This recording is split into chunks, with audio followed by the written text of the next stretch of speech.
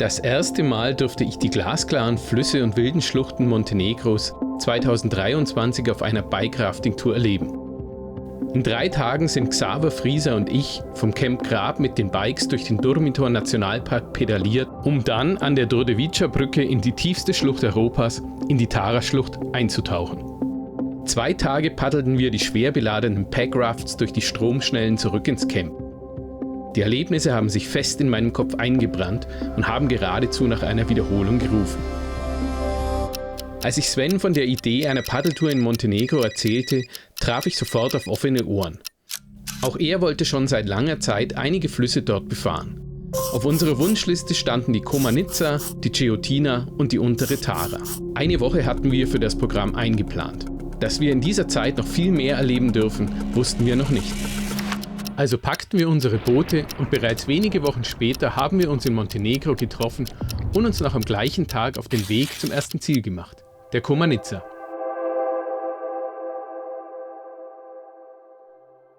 Die erste Herausforderung gibt es gleich nach dem Frühstück. Direkt hinter dem Frühstückstisch beim Igels Nest geht es auf einem steilen Trampelpfad hinunter in die Schlucht. Einmal mehr sind wir für das kleine Packmaß und das geringe Gewicht der Ausrüstung dankbar.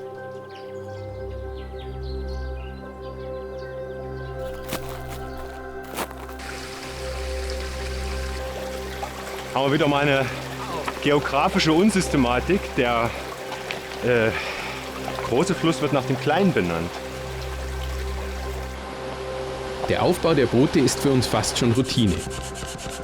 Wir sind mehr als gespannt, was uns in den nächsten Stunden am Bach erwartet. Schiefgehen darf hier nicht viel, denn Ausstiegsmöglichkeiten gibt es aus der tiefen Schlucht nur wenige. Entsprechend vorsichtig starten wir die ersten Meter.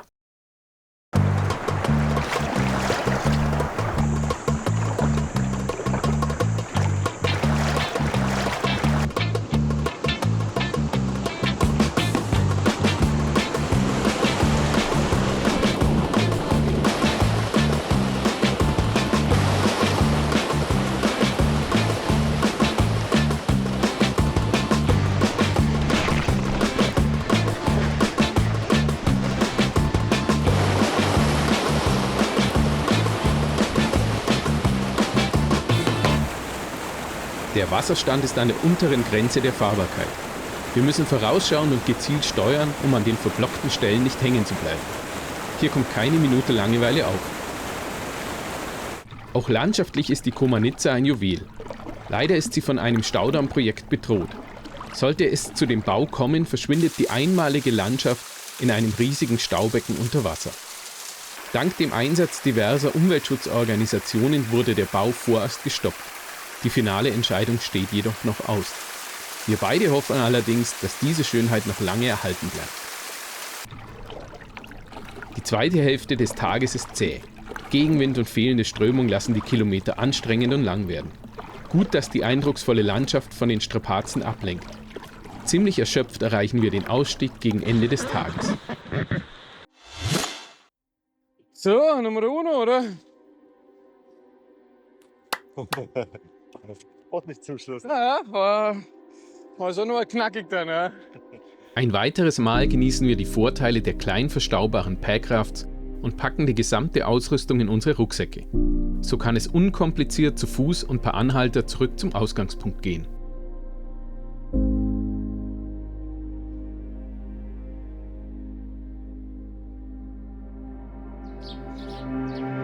Am nächsten Morgen lassen wir die Boote in Gradac wieder zu Wasser. Die kommenden 2 Tage wollen wir auf der Ceotina paddeln. Die 60 Kilometer bis nach Foča in Bosnien und Herzegowina verbringen wir in einem internationalen Team. Gigo aus Montenegro, Tibor aus Bosnien und Manuel aus Chile gesellen sich zu uns. Gleich auf den ersten 100 Metern geht es durch einen Tunnel. Die Einfahrt in das Dunkel ist unbehaglich, da wir nicht erkennen können, ob Hindernisse im Wasser liegen. Nach dem spannenden Einstieg geht es in die unberührte Landschaft Montenegros. Über viele Kilometer bewegen wir uns fernab jeglicher Zivilisation. Erst weit hinter der Grenze von Bosnien und Herzegowina werden wir am nächsten Tag wieder auf Zeichen menschlicher Behausungen stoßen. Am späten Nachmittag bauen wir unser Lager am Ufer auf, gerade noch rechtzeitig vor einem großen Gewitter. Nach einem kräftigen Frühstück geht es wieder auf den Bach. Die Schwierigkeiten auf der Wildwasserskala haben gestern den 2. Grad nicht überschritten. Heute soll es etwas anspruchsvoller werden. Zu Beginn wechseln sich Stromschnellen mit Flachwasserpassagen ab.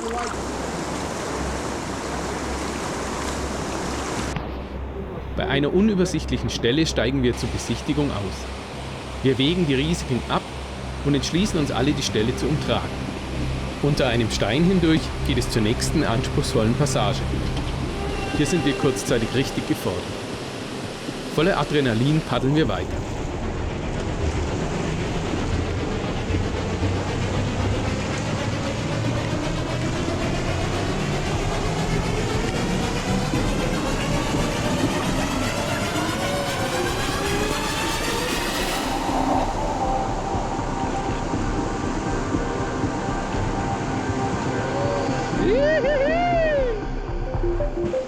Zwei lange und eindrucksvolle Tage auf der Chihotina liegen hinter uns.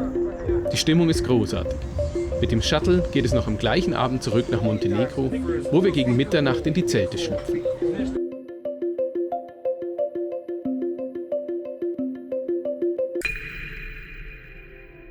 Bei der Fahrt über die Durdevica-Brücke am nächsten Tag strahlt die Tara mit smaragdgrünem Wasser einladend zu uns herauf. Nach kurzer Überlegung geben wir der Verlockung nach und fahren mit dem Auto stromaufwärts zur Einstiegsstelle. Kurze Zeit später sind wir schon am Bach. 13 einsame, landschaftlich atemberaubende Kilometer legen wir im 2. bis 3. Schwierigkeitsgrad zurück, bis wir an der Ranger Station, wo die Permits für die Befahrung bezahlt werden müssen, wieder aussteigen. Was für ein grandioses Nachmittagsprogramm.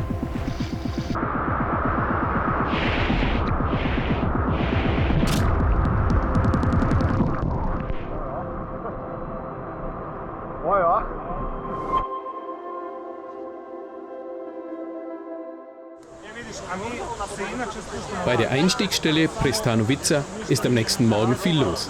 Wir lassen uns Zeit und die Veranstalter der Rafting-Touren losfahren, bevor wir in den unteren Teil der Tara starten. Hier bietet der Fluss große Wellen und viel Wasser. Auf den 17 Kilometern bis zur Grenze nach Bosnien, wo wir wieder aussteigen werden, warten 21 Stromschnellen auf uns. In den kleinen Booten werden wir ordentlich hin und her geschaukelt.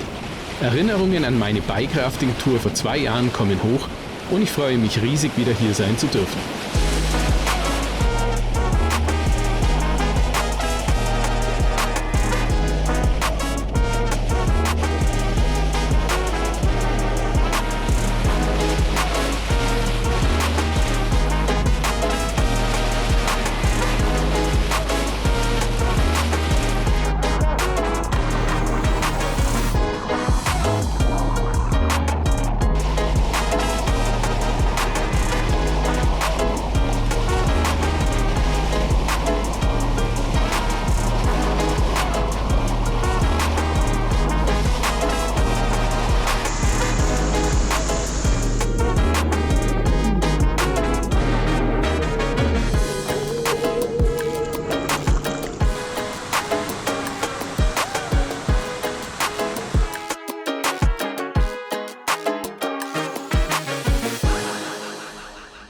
Bei einem kräftigen Abendessen treffen wir Stojan, einen Freund von mir aus Nordmazedonien.